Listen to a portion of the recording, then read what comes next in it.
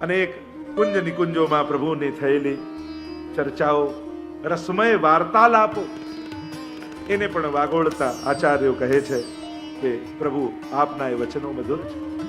માધુર્ય ભાવનામાં તો પ્રભુના અનેક અનેક પ્રકારના વચનોની ચર્ચા છે. સાંજ કે સાચે બોલ તિહારે, રજની અનત જગે નંદ નંદન, આયે નિપટ સવારે. આજે રાત્રિ તારી કુંજમાં પધારી. સાંજના સમયે નંદાલય જતી વખતે ગોચારણ સમય પ્રભુએ વચન આપ્યું. આખી રાતની ગોપી પ્રતીક્ષા કરતી રહી, સવાર સુધી દરવાજે ઊભી રહી પ્રતીક્ષા કરે છે. અને સવારે જોયું તો બાજુના ઘરમાંથી ઠાકોરજી પધાર્યા. ખંડિતા આદિના પદો, આપણે ત્યાં હિલક આદિના પદો, કેવા સુંદર સુંદર પદો ગવાય છે. પ્રભુના વચનો કેવા છે. અને કહેવાય છે કે પદ સાહિત્યનું, કીર્તન સાહિત્યનું આ સૌથી પહેલું પદ છે. કુંભનદાસજી જયારે મહાપ્રભુને ગાવાનું તો ત્યારે આ પદ ગાયું એમ કહેવાય. આ કીર્તન રચના કાળનું સૌથી પહેલું પદ. તો એવા અનેકમય રસમય વચનો પ્રભુના. એ રીતે જ ભાગવતજીમાં પ્રભુની અનેકવિધ લીલાઓને જુઓ.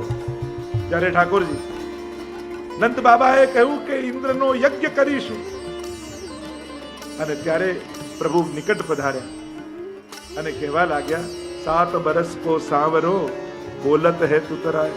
પ્રભુ 7 વર્ષના છે. નંદ બાબા પાસે આવીને પૂછે છે, અરે બાબા એ ઇન્દ્ર કોણ હે? કોનો યજ્ઞ કરો છો? શા માટે કરો છો? અને એવા પ્રભુ જે તોટલું બોલી રહ્યા છે 7 વર્ષના.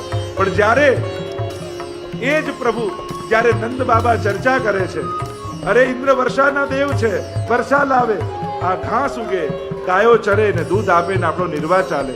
અને એ જ પરમાત્મા જે તોટલું હમણાં બોલતા હતા, કર્મણા જાયતે જંતુ કર્મણૈવ વિલિયતે, સુખમ દુઃખમ ભયમ ક્ષેમમ કર્મણૈવ વિપદ્યતે. ગીતાજીનું પરમ જ્ઞાન એ એક શ્લોકમાં પરમાત્મા અહીંયા આપ્યું. જે હજી તોતલું બોલતો હતો એની વિરુદ્ધ ધર્માશ્રયતા તો જુઓ. એ પરમ જ્ઞાનની વાત કરે. વચનમ મધુરમ. પિતાજી કર્મથી બધું થાય છે. કર્મણા જાયતે જંતુ કર્મણૈવ વિલિયતે, સુખમ દુઃખમ ભયમ ક્ષેમમ કર્મણૈવ વિપદ્યતે. કર્મ જ મૂળ કારણ. અરે તમારે પૂજા જ કરવી છે, યજ્ઞ જ કરવો છે, તો આ સામે ગિરિરાજ બાબા છે એનો યજ્ઞ કરો. અને જ્યારે અભય વચન આપ્યું છે, મારી શરણમાં આવો, હું ગોકુલનો નાથ છું, તમારી રક્ષા કરવાની મેં પ્રતિજ્ઞા લીધી છે. ત્યાં પ્રભુ પ્રતિજ્ઞા વચન આપે છે, હું તમારી રક્ષા કરીશ. વચનમ મધુરમ. એવા અનેક પ્રકારના વચનો એ તમે ભાગવતજીમાં જુઓ. યા પ્રભુનું પરમ વચન એટલે ગીતાજી. સર્વો ઉપનિષદો ગાવો દુગ્ધા ગોપાલ નંદન, પાર્થો વત્સ સુધીર ભોક્તા, દુગ્ધમ ગીતામૃતમ મહત. સર્વ ઉપનિષદોનો સાર એટલે શ્રીમદ ભગવદ ગીતા. વચનમ મધુરમ.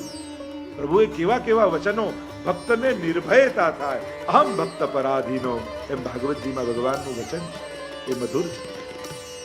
અમરીશ રાજાની રક્ષા કરવા માટે સુદર્શનને છોડ્યું છે, અને ગભરાયા ઋષિ શરણે આવ્યા અને કહ્યું, અહમ ભક્ત પરાધીનો. ભગવાન પોતે કહે, હું ભક્તને આધીન છું.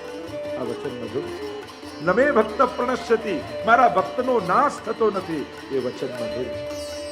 ગીતાજીમાં તમે એક એક વચનને જુઓ. અનન્યા ચિંતયંતો મામ યે જનઃ પર્યુપાસતે, તેષામ નિત્યાભિયુક્તાનામ યોગક્ષેમમ મહામ્યહમ. વચન મધુર છે. સર્વ ધર્માન પરિત્યજ્ય મામ એકમ શરણમ વ્રજ, અહમ ત્વા સર્વ પાપેભ્યો મોક્ષયિષ્યામિ મા શુચ.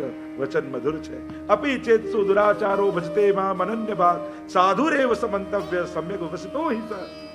એ વચન મધુર છે. યત કરોસી યદસ્નાસી યત જુહોસી દદાસી યત તપસ્યસી કૌંતેય તત કુરુસ્વ મદર્પણમ. વચન મધુર. ગીતા અને ભાગવતજીનો સાર એટલે આપણો પુષ્ટિ માર્ગ. નવનીત એટલે પુષ્ટિ માર્ગ. જે ગીતાજીમાં લખ્યું છે એ જે જીવતો હોય એ વૈષ્ણવ. આપણે એને જીવીએ છીએ. જે ભગવદ આજ્ઞાઓ થઈ છે, કદાચ ગીતાજી આપણને મોઢે ન હોય, પણ જે અષ્ટયામ ભાવથી સેવા મહાપ્રભુજીની આજ્ઞાથી કરે છે, એ ગીતાજી ભલે એને મોઢે નથી, પણ એ ગીતાજીને જીવી રહ્યો છે. જે પ્રભુની આજ્ઞાઓ છે એના જીવનમાં છે.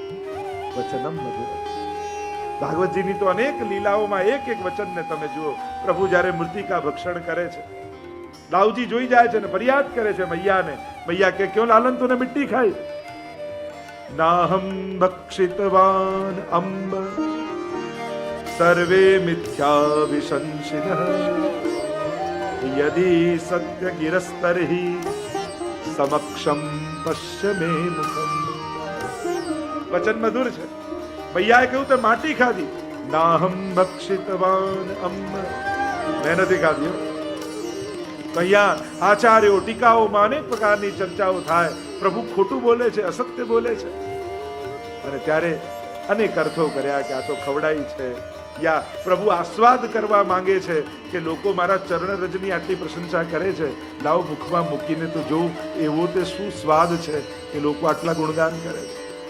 આગળ આવશે રેણુર મધુર. એ રેણુ પણ મધુર છે. બ્રજનું તો બધું મધુર.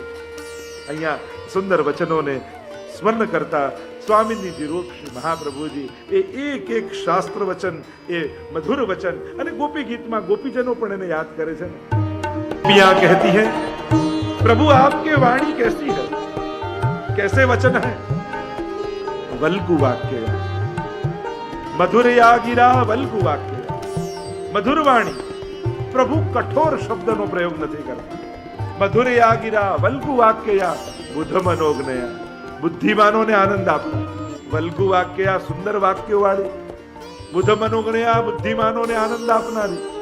વિધિ કરી રીમા વીર મુય્યત. આપની એ વાણી, એ વચનોને આજે અમે યાદ કરીએ, અમારું મન મોહાય. અધર સીધુના પ્યાય સ્વન, એ અજરામૃતનું અમને પાન કરાવ. કેવા કેવા વચનો પ્રભુ બોલ્યા છે, ગોપીઓ સ્મરણ કરી રહી છે.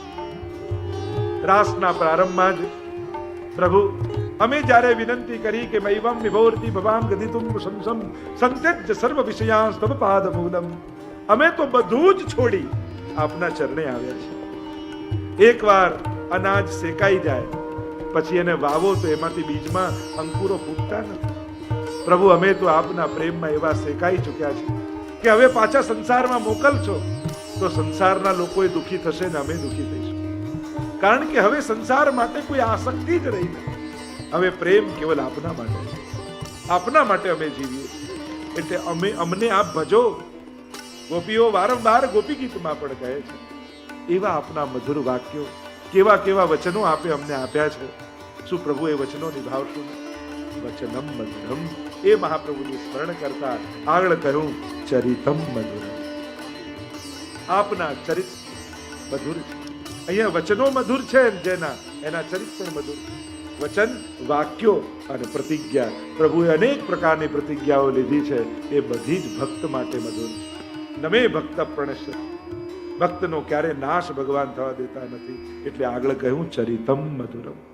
આપનું ચરિત્ર મધુર છે. મધુર કેમ છે ચરિત્ર? કારણ કે અદ્ભુત છે. અદ્ભુત શું છે? વિચાર્યું ન હોય, ધાર્યું ન હોય, ક્યાંય લખ્યું ના હોય એવું કંઈક પ્રભુ કરે, એ જ અદ્ભુતતા છે.